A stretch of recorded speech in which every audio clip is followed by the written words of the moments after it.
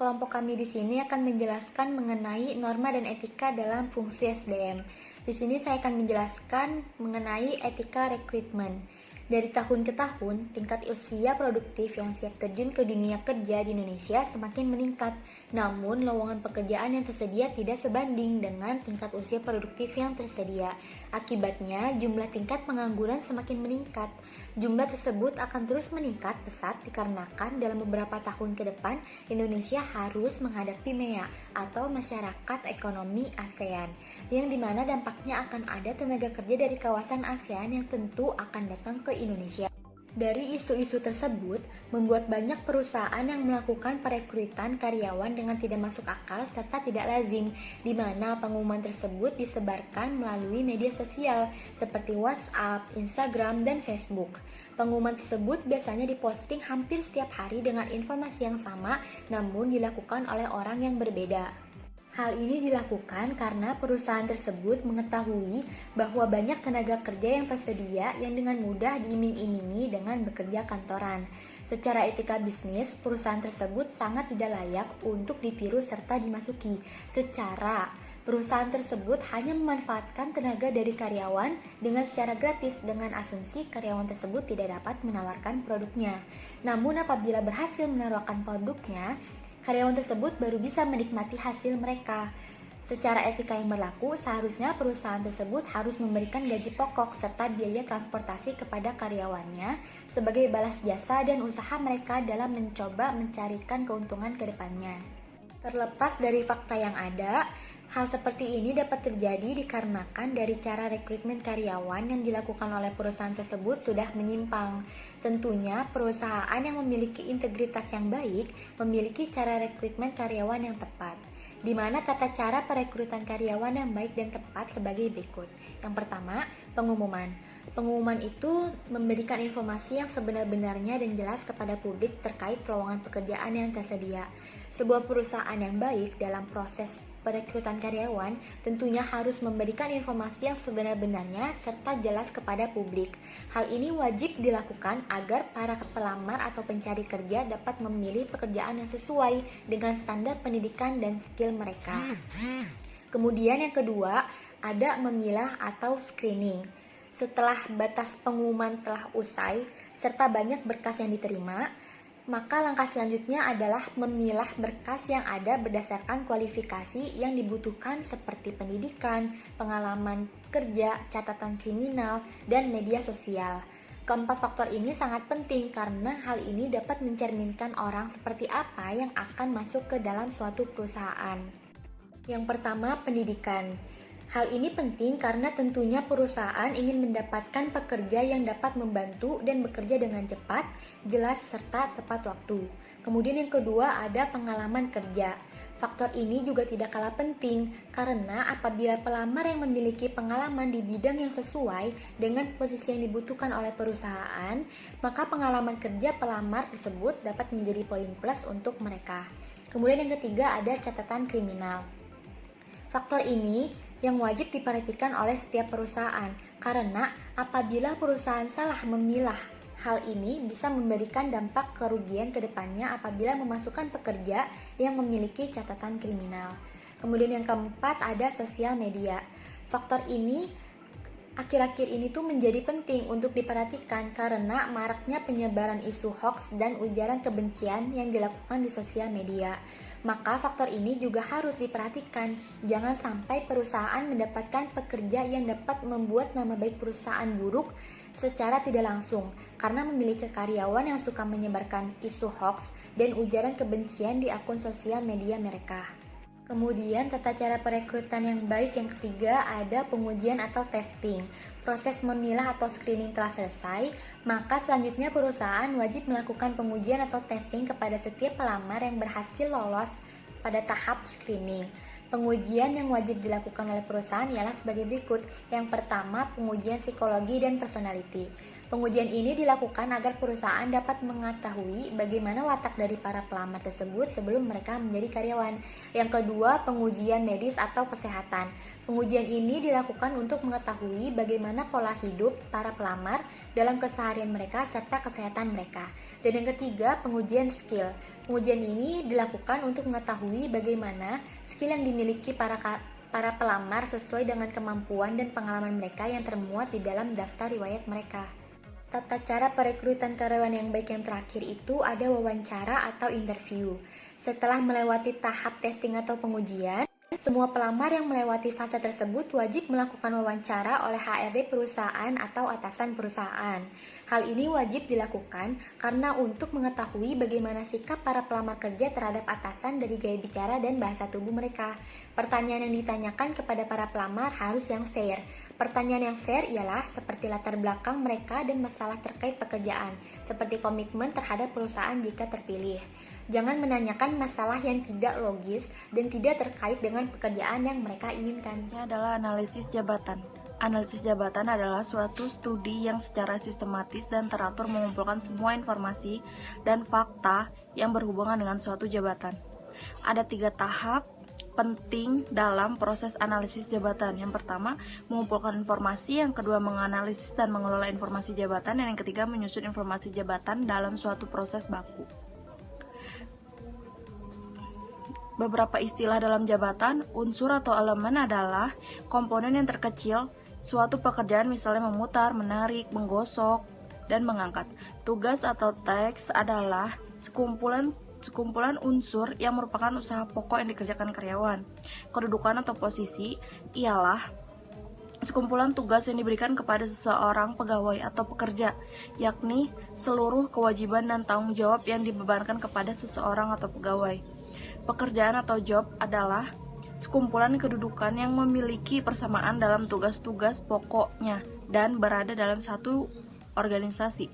Jabatan atau occupation adalah sekumpulan pekerjaan yang berisi tugas-tugas pokok yang mempunyai persamaan dan yang telah sesuai dengan satuan organisasi. Prinsip analisis jabatan, yang pertama tuh proses analisis dilakukan untuk memahami apa tanggung jawab setiap jabatan. Yang kedua, yang dianalisis adalah jabatan, bukan pemegang jabatan yang saat ini kebetulan sedang memangku jabatan tersebut. Ini penting untuk menghindari bias kita menganalisis jabatan berdasarkan kemampuan, kinerja, gaya, atau metode kerja dari pemegang jabatan saat ini. Kondisi yang selanjutnya, kondisi jabatan yang dianalisis dan akan dituangkan dalam uraian jabatan adalah kondisi jabatan saat ini berdasarkan fakta yang ada sesuai rancangan strategi dan struktur organisasi. Prinsip-prinsip ini penting untuk dipahami karena sering terjadi di banyak organisasi. Uraian jabatan dibuat berdasarkan selera masing-masing atasan atau bahkan diserahkan untuk dibuat oleh pemegang jabatan. Yang ketiga, tujuan analisis jabatan. Analisis jabatan memiliki tujuan. Yang pertama, pengembangan karir, aspek legal, penilaian kinerja, rekrutmen dan seleksi, pelatihan, penetapan kerja, klasifikasi, dan jabatan. Materi selanjutnya yaitu pentingnya analisis jabatan, yaitu informasi dasar penting yang mengenai jabatan ini diperlukan banyak pihak, mulai dari pemegang jabatan, mulai dari perekrut ataupun atasannya itu tersebut ini, yaitu hingga bagi pengelola pelatihan agar mengerti gitu kompetensi apa yang perlu dimiliki oleh setiap pemegang jabatan itu sendiri. Langsung lanjut, yaitu penyusunan uraian jabatan harus dilakukan dengan baik agar mudah dimengerti. Untuk itulah diperlukan suatu proses yang terstruktur pula yang dikenal dengan analisis jabatan. Peran analisis jabatan dalam manajemen sumber daya manusia, suatu pengetahuan yang eksplisit dan terperinci mengenai setiap jabatan sangatlah diperlukan, antara lain untuk keperluan rekrutmen, seleksi, dan penempatan tenaga kerja itu sendiri, menentukan besarnya upah, merancang jalur karir pekerja atau pegawai, menetapkan beban kerja dan yang pantas atau adil, merancang program pendidikan, pelatihan, dan seleksi tersebut. Selain memberikan manfaat yang bagi organisasi, Analisis jabatan juga bermanfaat bagi pegawai untuk mencapai tujuan-tujuan pribadinya dengan ditempatkan pada jabatan yang sesuai dengan kualifikasi yang mereka inginkan atau yang mereka mampu gitu. Lanjut, yaitu ada isi analisis jabatan. Analisis jabatan mencakup elemen-elemen yaitu uraian jabatan adalah suatu pernyataan tertulis tentang apa yang sesungguhnya dilakukan pemegang jabatan, bagaimana dia melakukan dan dalam kondisi apakah pekerjaan itu dijalankan. Kebanyakan uraian menurut identifikasi jabatan, ringkasan jabatan, hubungan tanggung jawab kewajiban, wewenang dari pemegang jabatan, standar kerja dan kondisi kerja, spesifikasi jabatan menunjukkan orang macam apakah yang direkrut dan kualitas orang manakah yang memang hendak harus diuji gitu. Beberapa jenisnya spesifikasi untuk personel terlatih dan tidak terlatih, spesifikasi jabatan berdasarkan penilaian, spesifikasi jabatan berdasarkan pada analisis statistik, pemekaran jabatan. Terus selanjutnya ada pemekaran jabatan, itu menugaskan para karyawan pada kegiatan tambahan pada level yang sama sehingga meningkatkan jumlah kegiatan yang mereka lakukan. Lanjut, yaitu proses analisis jabatan. Pertama ada wawancara, yaitu kedua ada kuesioner, yang ketiga ada observasi, yang keempat ada buku harian dari buku atau buku harian dari peserta itu sendiri. Analisis jabatan yang dilaksanakan secara sistematis dengan tahapan berikut: pengumpulan data. Pengumpulan data dilakukan dengan menggunakan formulir, wawancara, pengantaran langsung, dan referensi. Langsung selanjutnya ada pengolahan data. Pengolahan data dilakukan dengan menggunakan rekap jumlah beban kerja jabatan, terus perhitungan kebutuhan penjabat pegawai, tingkat efisiensi jabatan dan prestasi kerja jabatan, dan rekapitulasi. Selanjutnya itu ada rekapitulasi kebutuhan penjabat atau pegawai, tingkat efisiensi unit dan prestasi kerja unit tersebut. Yang selanjutnya ada penelaahan nilai hasil olahan data. Penelaahan hasil olahan data sebagaimana dilakukan oleh memperoleh hasil yang akurat dan objektif serta sesuai dengan kondisi senyatnya itu. Yang terakhir ada penetapan hasil analisis beban kerja itu tersebut. Terima kasih. Wassalamualaikum warahmatullahi wabarakatuh. Yang ketujuh adalah keterkaitan analisis jabatan. Analisis jabatan memiliki keterkaitan dengan faktor lainnya seperti rekrutmen, seleksi, penilaian prestasi kerja, penggajian, pelatihan, dan sebagainya. Pertama, keterkaitan analisis jabatan dengan rekrutmen dan seleksi. Analisis jabatan menyajikan banyak sasaran dan berhubungan dengan sejumlah aktivitas personalia. Contoh, dasar analisis pekerjaan dan perencanaan sumber daya manusia, organisasi dapat digunakan untuk mengetahui siapa yang akan direkrut. Tanpa perencanaan sumber daya manusia dan analisis pekerjaan, organisasi tidak akan mampu menspesifikasikan tipe pegawai seperti apa yang dibutuhkan bila mana direkrut dan di mana direkrut. Yang kedua yaitu keterkaitan analisis jabatan dengan penilaian kinerja dan pelatihan.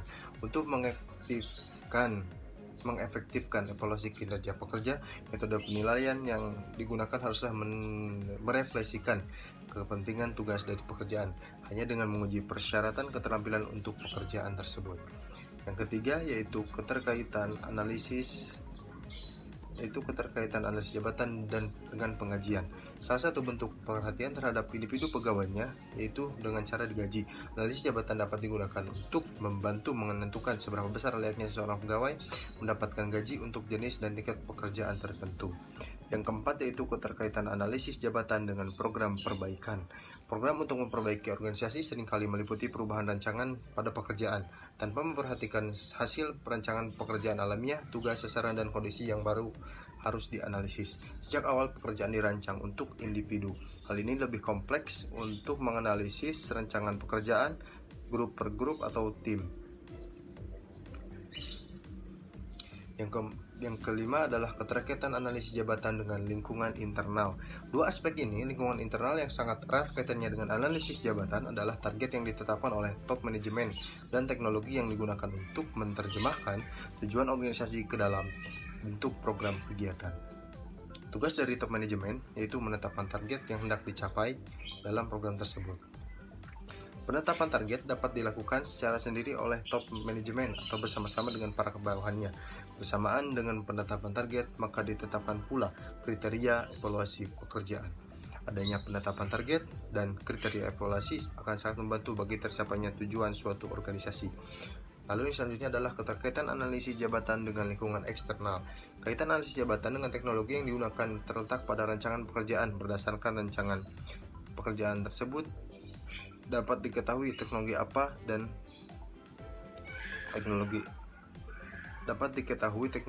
dan yang bagaimana yang mestinya diterapkan. Nah, yang selanjutnya adalah materi etika dalam pengembangan sumber daya manusia.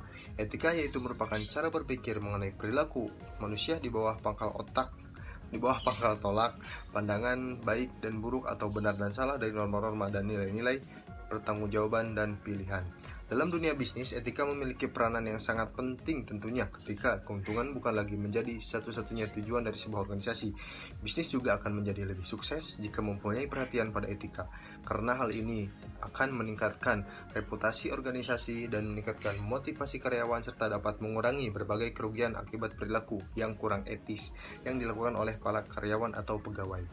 Pengertian sumber daya manusia yaitu merupakan suatu proses menangani berbagai masalah pada ruang lingkup karyawan, pegawai buruh, manajer, dan tenaga kerja lainnya untuk dapat menunjang aktivitas organisasi atau perusahaan demi mencapai suatu tujuan yang telah ditentukan.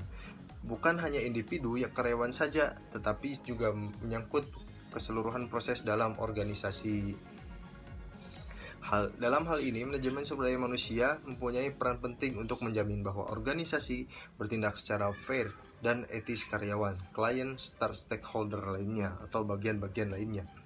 Nah, tujuan utama dalam konsep penanaman nilai-nilai etika ini bukan hanya untuk kedisiplinan semata, tetapi lebih pada usaha-usaha untuk meningkatkan kepedulian karyawan terhadap perkembangan nilai-nilai etika yang lebih berarti. Konsep penanaman nilai-nilai etika lebih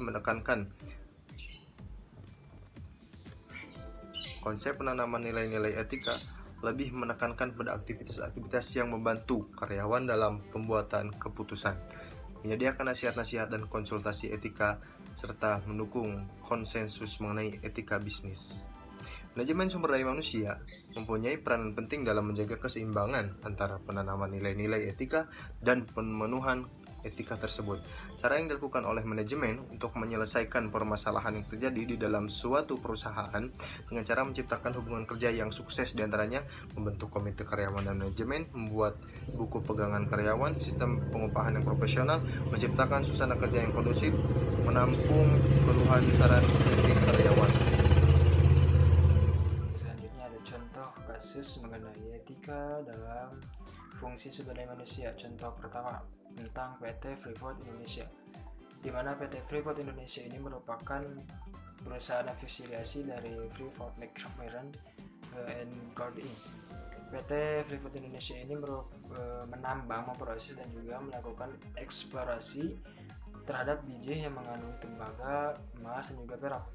Beroperasi di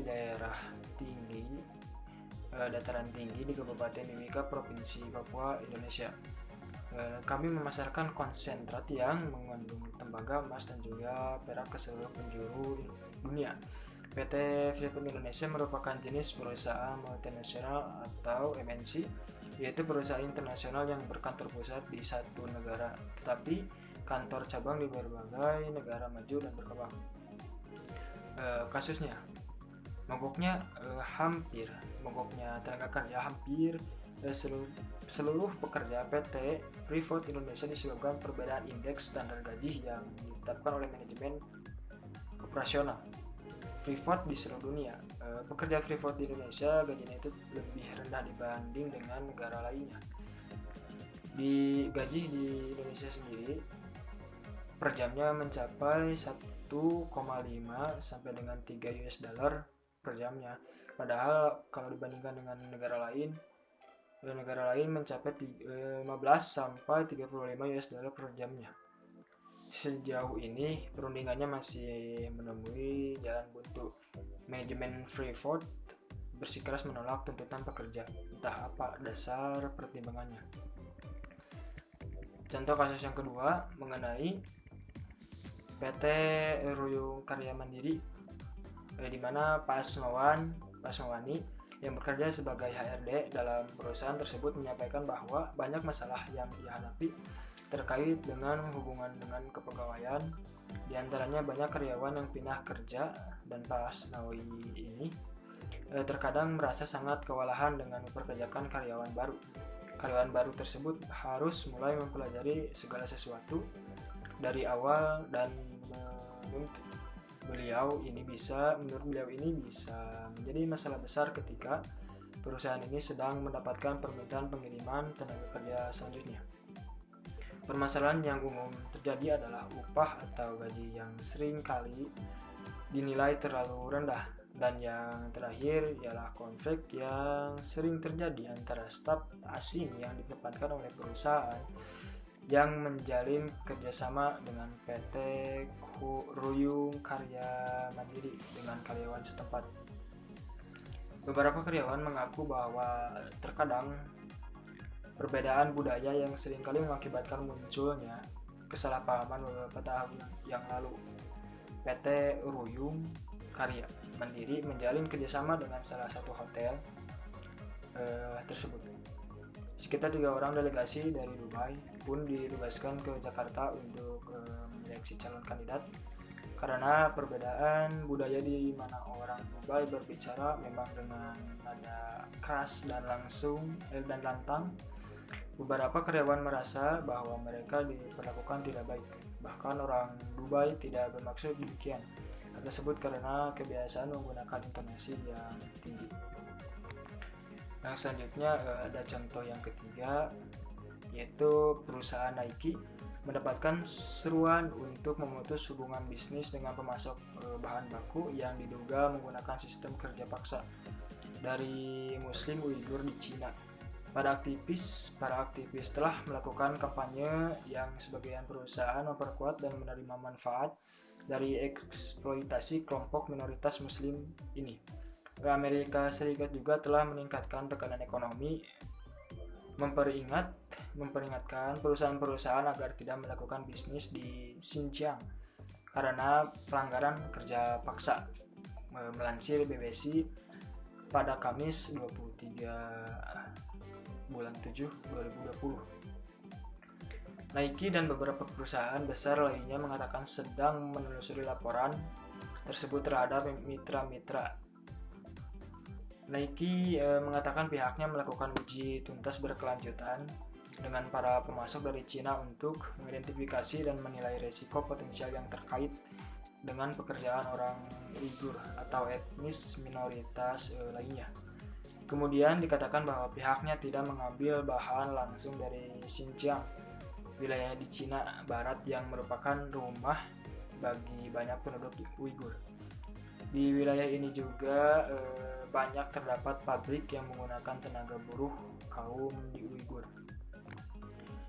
Mungkin cukup sekian presentasi yang kami sampaikan. Mudah-mudahan apa yang telah disampaikan bermanfaat bagi kita semua, khususnya bagi pemateri, umumnya bagi yang mendengarkan. Terima kasih dari kelompok kami. Wassalamualaikum warahmatullahi wabarakatuh.